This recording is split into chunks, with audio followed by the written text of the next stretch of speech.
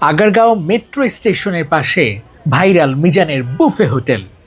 সব শ্রেণী পেশার মানুষের ভিড়, দুপুরের খাবার পেতে অপেক্ষা।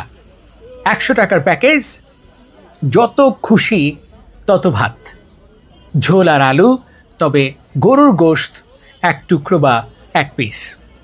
সবাই আয়েশ করে খাচ্ছে মিজানের বুফে হোটেলে, এবং ভাত তরকারি পাওয়ার পরে তৃপ্তির হাসি।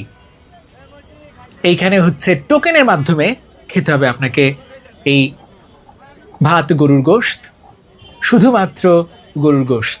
আপনি শুনে অবাক হবেন, প্রতিদিন প্রায় 50 কেজি গরুর গোশত রান্না করেন ভাইরাল মিজান, এবং একই সঙ্গে 100 কেজির চাউল রান্না করা হয়। 100 কেজি চাউলের ভাত সকাল থেকে বিকেল পর্যন্ত শেষ। এবং একটি বিষয়, ভাইরাল মিজান এতটা পরিশ্রমী, আমি অবাক হয়েছি। তার বাড়ি চাঁদপুরে, বয়স 40 কিংবা তার একটু বেশি, ঠিকমতো বলতেও পারলেন না।